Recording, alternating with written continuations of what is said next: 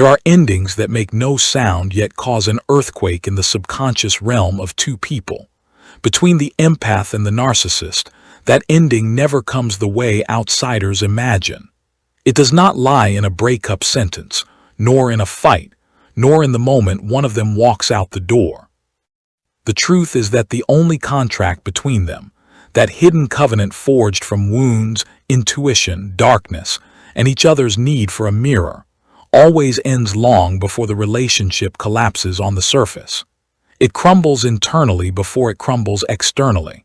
Strangely enough, the empath feels it first, while the narcissist reacts with the ultimate retaliation. To understand why the narcissist panics when the soul contract is complete, we must return to the foundations of classical psychology discussed by Carl Jung. Jung did not call it a soul contract, but he described a psychological phenomenon exactly like it. Two people are drawn to each other not because their personalities are compatible, but because their subconscious parts fit together with terrifying precision. The empath carries the light of intuition and sensitivity to truth, while the narcissist carries the unacknowledged shadow, the fractures of the ego, and the parts they try to hide beneath a mask of perfection. When they meet, a hidden agreement is struck. The empath becomes the mirror reflecting the buried parts of the narcissist, and the narcissist becomes the activator of the empath's unhealed wounds. No one says it, but both participate. No one fully understands it, but both feel it. Then over time, the empath begins to notice something that wasn't clear before. They no longer react with the same intensity. Blame no longer breaks them as it used to. Cold silence no longer terrifies them. Criticism no longer penetrates their deepest wounds. They no longer feel the need to save the other person, heal them, or sacrifice themselves for the relationship to survive. Intuition begins to voice what the mind cannot yet name. This contract is nearing its end. When the empath truly awakens, reclaiming their energy, boundaries, and authentic self, the hidden bond snaps automatically. There is no need for an announcement, a fight, or a triumph. The ending happens on the level of the soul before it manifests on a physical level. Yet that exact moment marks the beginning of a covert panic within the narcissist. It is not because they fear losing a specific person. They have left dozens of relationships before with ease, nor because they fear you will find happiness with someone else, for they believe they can always replace you. What truly terrifies them is that when the soul contract ends, they no longer have a place to project their shadow. They no longer have a mirror to maintain their mask, nor emotional energy to sustain their ego. They no longer have someone to carry their shadow for them, to be blamed in their stead, and to bear their shameful parts. Worse, they no longer have anyone to validate the illusion that nothing is wrong with me. Jung called this the collapse of the projection field. At that moment, they are forced to face themselves, something the narcissistic structure can barely tolerate. Without the mirror, the shadow they fled from returns. Without the empath to regulate their emotions, the primal emptiness floats to the surface. Without the dynamic of control, they face the most terrifying realization: they can no longer control you. In the narcissist's inner world, loss of control means loss of self. Therefore, when the contract is complete, the panic they feel is not grief over losing you, but the collapse of the ego. It is not sorrow for love, but terror when illusions are stripped away. What you call liberation is, to them, disconnecting the life support machine from their entire survival system. For this reason, the narcissist panics when the soul contract is complete, because for the first time they are left truly alone with themselves. Simultaneously, it is the moment the empath steps toward true freedom. Part I. The true nature of the soul contract between the empath and the narcissist. To freedom for the first time. When people hear the term soul contract, they usually think of something mystical or metaphysical. But from a Jungian perspective, it is not a supernatural phenomenon. It is an unconscious psychological structure that draws two people together, not because they are compatible, but because their unhealed parts fit together with a haunting perfection. Jung called this the meeting of two shadows and two undifferentiated selves. In other words, wounds recognize one another before their owners do, And that is where the journey begins. The empath, who lives by intuition and a high capacity to feel others, usually carries a specific kind of wound, a part that was never loved the right way, and a part that believes they must heal others to prove their worth. They do not know this consciously, but their subconscious operates on the principle: if I can save the person with the deepest darkness, I will finally be loved completely. This is the classic archetype of the wounded healer described by Jung. The narcissist, however, carries darkness in the exact opposite way. They do not want to heal anything. Rather, they hide their shadow behind a flawless mask built to cover a primal shame. Because they cannot maintain this mask alone, they always need another person to become a living mirror that sustains their illusion. When they meet an empath, the hidden bond begins. The contract between them is signed not with words but with energy. The empath unconsciously agrees to become the mirror, the healer, and the shadow bearer. The narcissist unconsciously agrees to become the catalyst and the controller, returning the empath to their unhealed wounds. A complete loop. The empath provides the light they believe is missing. The narcissist provides the darkness that makes the empath feel they must rescue them. What makes this contract so initially inescapable is that it doesn't just exist in the present. It activates unconscious patterns buried for years. Fear of abandonment, the need to be seen, fear of losing connection, and childhood memories of self-sacrifice to maintain peace. Jung stated that this is the return of primordial images that consciousness tried to forget. In the early stages, the empath feels obligated to stay, not out of love, but because their intuition is distorted by the wound. It feels as though they have a mission, as if the other party is a lesson, as if the narcissist's presence was destined. In truth, it is not destiny, but a magnetic attraction between two unconscious parts searching for each other in the dark. The narcissist, in turn, does not love. They merely recognize that the empath reflects them better than anyone else. When the empath listens to them, they feel real. When the empath understands them, they feel special. When the empath forgives them, they feel blameless. The soul contract functions as an unconscious exchange agreement. The empath offers light, emotion, and truth, while the narcissist offers darkness, chaos, and activation. At that moment, both believe they are experiencing a rare connection. But on a deeper level, they are just two unhealed parts reenacting wounds accumulated over years. The most important truth is that the contract lasts only as long as both operate from their wounds. One day, the empath reaches a threshold where their light becomes stronger than their fear, their intuition stronger than their attachment, and the truth stronger than the illusion. Then the contract begins to crack. But the narcissist does not notice. They cannot feel the fracture. They only see that the empath has become distant, detached, and less reactive. They do not realize that the bond feeding them is about to vanish. When it breaks, it becomes a collapse they cannot control, because in the depths of their subconscious they know. Without the empath, they no longer have a mirror to keep them psychologically alive. This is the true nature of the soul contract, not destiny, but a meeting of two shadows and a single light that finally learns to stand alone. Part II. Signs the soul contract is dissolving, the internal shift in the empath. The narcissist cannot understand. The end of a soul contract between an empath and a narcissist never begins with an external act. It always starts with a very small, hidden, quiet movement inside the empath, a movement they themselves might not realize at first. Only looking back do they realize everything began to change internally first. Jung said that every true transformation begins with the emergence of subconscious content. Indeed, the soul contract begins to dissolve the moment the empath realizes their emotions are no longer controlled by the narcissist. The outbursts, the criticisms, the silent treatment, the blame, everything that previously drowned them in emotional chaos now causes only a faint ripple, or sometimes nothing at all. The first sign of the crack is that the empath stops reacting intensely. This is not because they have become numb or stopped loving, but because their psyche is moving into a new state, the state of seeing the truth. When you truly see a person's nature, they lose their power over you. When you see the repetitive pattern, you stop falling into it. When you see the root of the behavior, you stop believing the surface. For the empath, this is not a moment of anger, but a moment of clarity.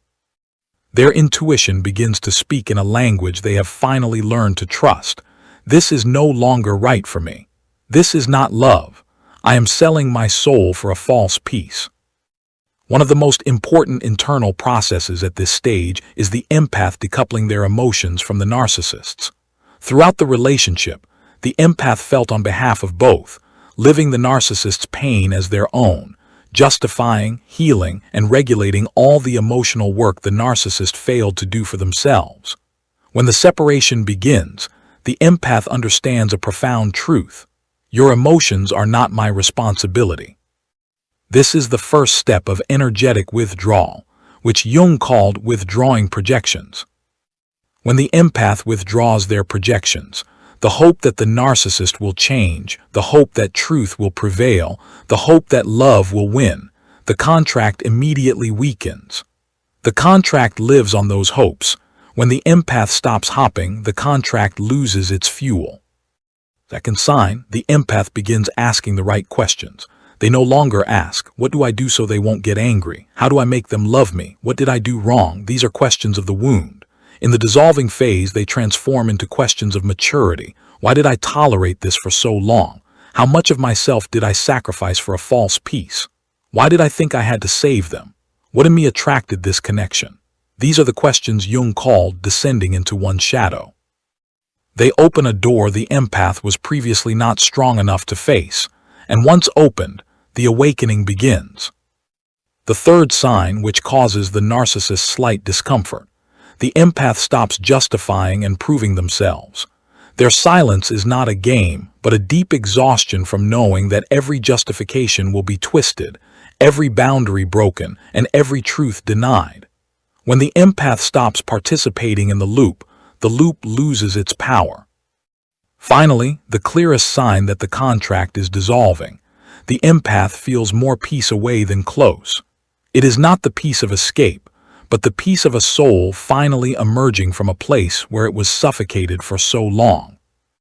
Peace, an intuition finally heard. Peace, a truth finally accepted. While the empath goes through these internal transformations, the narcissist does not realize what is happening.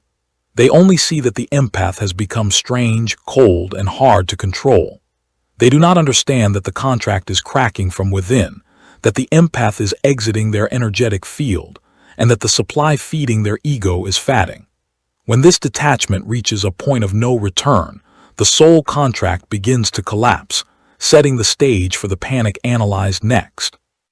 Part III. The moment the contract breaks, the covert collapse the narcissist cannot stop.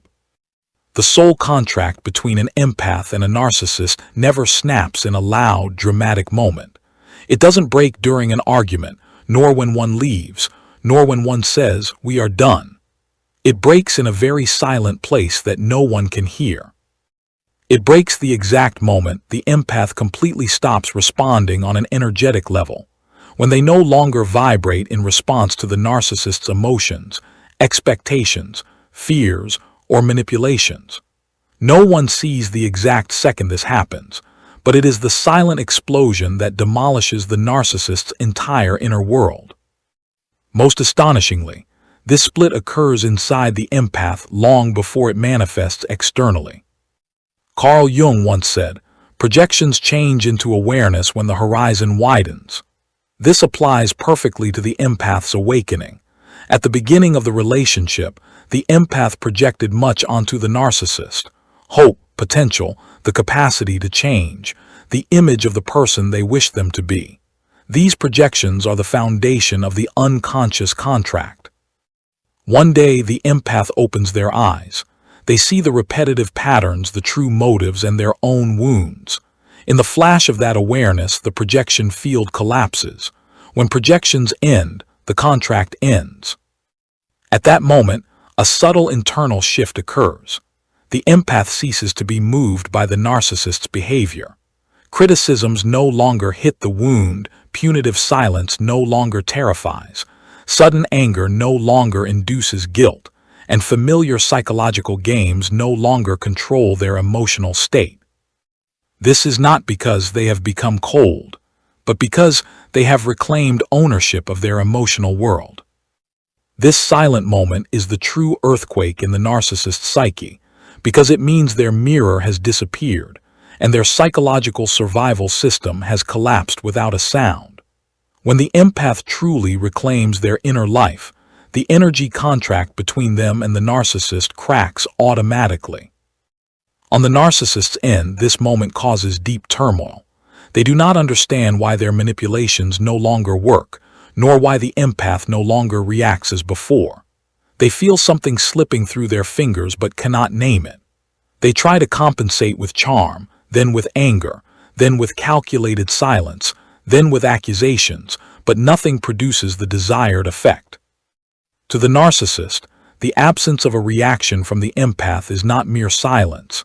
It is the collapse of the entire emotional ecosystem they rely on to maintain their ego. The narcissistic ego does not exist independently. It cannot stand alone. It lives on reflection from others, especially from those with strong intuition and sensitive hearts, like empaths. When the empath stops reflecting, believing, fearing, blaming themselves, and placing their existence in the narcissist's hands, all the layers of the mask the narcissist built over years begin to shatter. That mask is not strong enough to stand on its own. It requires constant reinforcement through the victim's attention, reactions, and emotional energy. When this supply vanishes, the narcissist plummets directly into what Jung termed narcissistic mortification, a deeply painful form of ego death where they are forced to confront the shadow they fled from their entire lives. What makes the breaking of the contract a nightmare for the narcissist is not the empath's physical departure. They have lost many before and appeared indifferent, but the empath's energetic departure. It is the disconnection of their entire operating system. They can no longer control the empath, and when they lose power, their ego shakes to its roots. The narcissist does not panic because they lost a relationship. They panic because they lost the anchor holding their false existence together. That is the moment the soul contract truly breaks, when the empath is no longer drawn to their old wounds, and no longer serves as a mirror maintaining the narcissist's illusion. Here, the empath steps into freedom, and the narcissist steps into their own darkness. Part IV. Why the narcissist's deepest panic activates upon contract completion. To understand this panic, we must enter the heart of the narcissist's psychological structure through a Jungian lens. The narcissist does not possess a stable internal self. They exist through a false self, a collection of images, roles, achievements, charm, and power built to cover their deepest darkness, primal shame, emptiness, nihilism, and the terror that they are in truth nothing at all. That false self cannot stand alone. It exists thanks to reflection from others, particularly the empath, who can make them feel seen, special, acknowledged, and important. When the empath withdraws their light, the fuel for the narcissist's mask runs out. This is the first cause of panic, the loss of the reflective surface that allowed them to exist. The second cause stems from a deeper mechanism, the collapse of the projection field described by Jung. Throughout their time with the empath, the narcissist constantly projected their shadow onto them. Anger, insecurity, fear, abandonment, terror, shame, all the parts they cannot accept in themselves. The empath absorbs these projections because their nature is to feel, understand, and attempt to heal. When the empath awakens and stops carrying these projections, the darkness returns to its source. This frightens them more than anything because when the shadow returns, they begin to feel the emotions they fled from for a lifetime: smallness, failure, unworthiness, disgust, inadequacy. When the contract is complete, they are forced to stand face to face with the part of themselves they deemed forbidden to exist. When there is no one left to carry the shadow, they feel as if they are being eaten from within.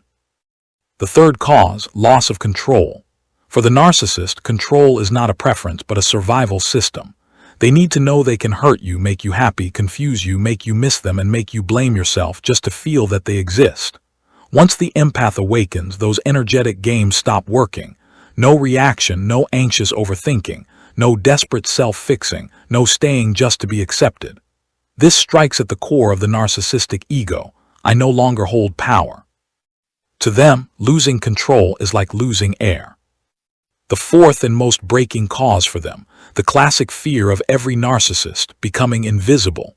Nothing is more terrifying than no longer having an impact on someone. When the empath departs quietly, without drama, anger, tears, demands, or returns, that silence hits their primal fear. No one remembers me. No one sees me as important.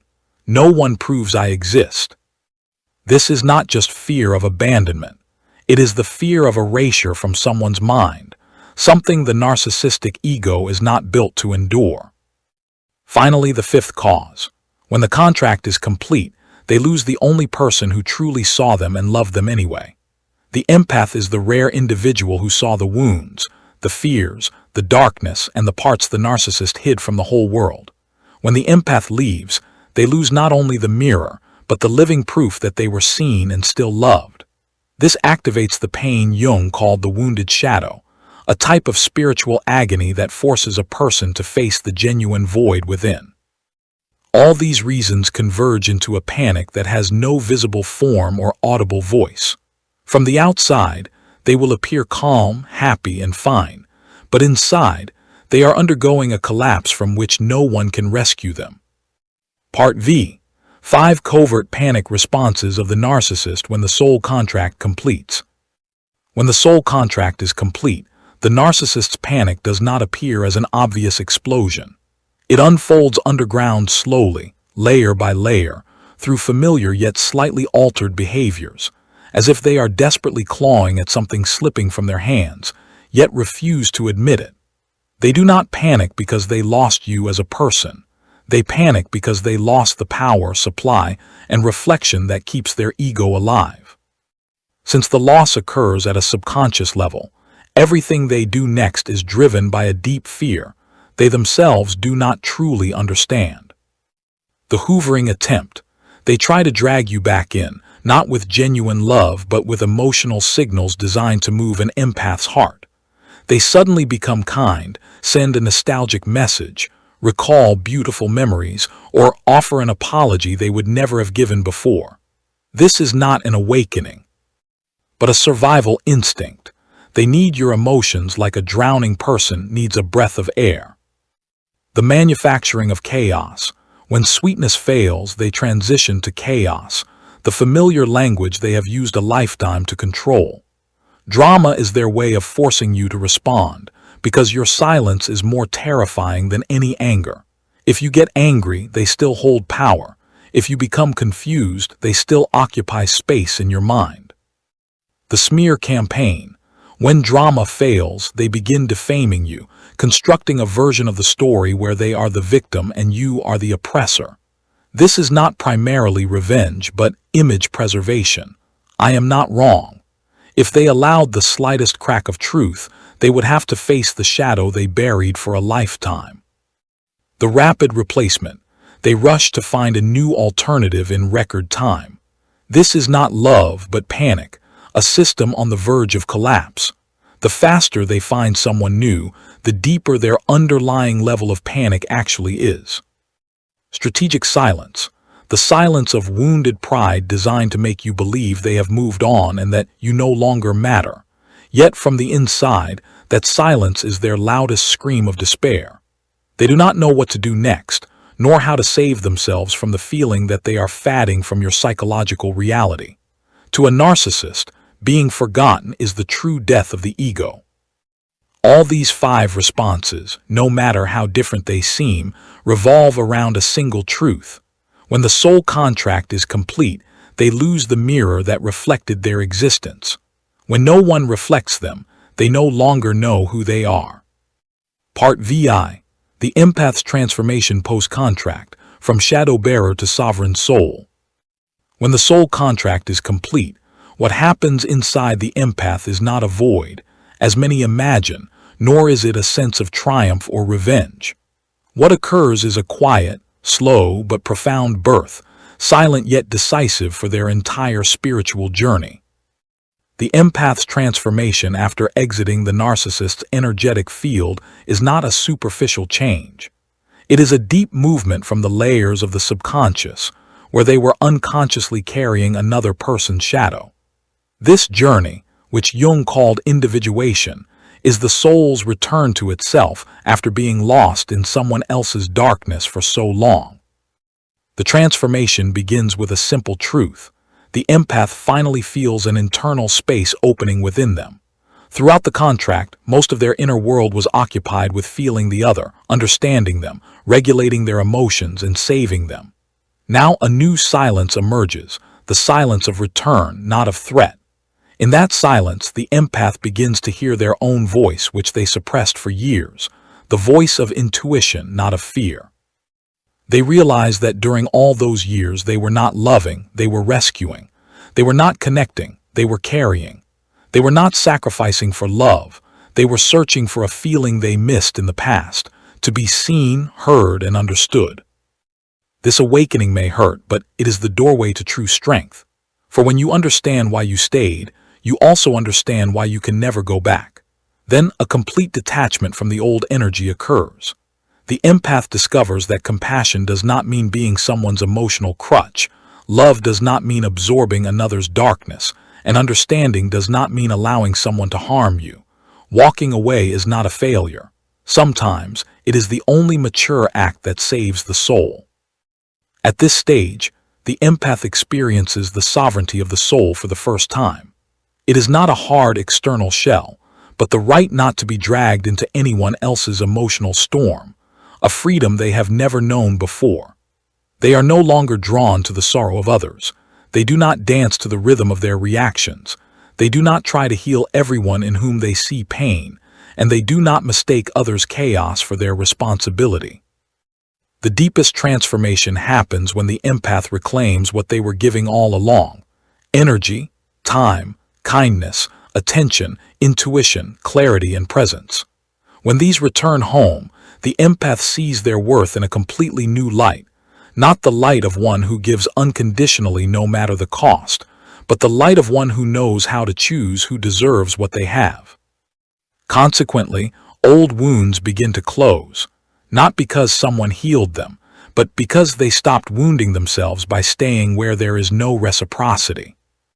The empath's transformation ends with a liberating realization. The light within me is not to save anyone. The light within me is to guide me. When they understand this, they leave the contract not with a heavy heart, but with a reassured soul. They want no revenge. They do not hope the narcissist awakens. They need no apology, and they crave no answers.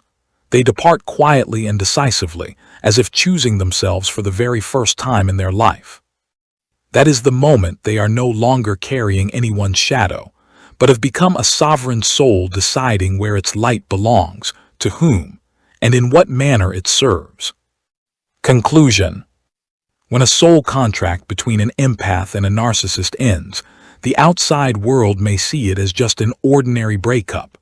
However, on a deeper level, the level of the shadow in the soul that Jung spoke of, a profound transformation occurs. A soul steps into its own light, and a soul is left in the darkness it fled from its entire life. The narcissist does not suffer because they lost love, but because they lost a place to anchor. The empath is not liberated merely because they walked away, but because they are no longer the one carrying anyone's darkness. Who truly broke free? The empath, who grew beyond their old patterns, recognized their worth, and stepped into a soul sovereignty they did not know they possessed. They depart without malice, hatred, or demands for compensation. They leave with a deep understanding that walking away is sometimes the greatest act of self-love. As for the narcissist, they are left in an empty room, a room they once filled with attention, power, illusions, and borrowed reflections. When the empath's light vanishes from that room, they are finally forced to see what they avoided a lifetime: themselves. The end of the soul contract is not the end of love, but the end of illusion. It is not the death of connection, but the rebirth of a soul. It is not the failure of two people, but the maturity of one of them. When you, the empath, exit that contract, you are not just leaving a relationship. You are entering the truest version of yourself, where you carry no one's shadow, where your light is not exploited, and where your soul knows how to choose what aligns with it. The contract did not end because you left. It ended because you finally became the person the contract could no longer hold. And that is the quiet, yet glorious victory.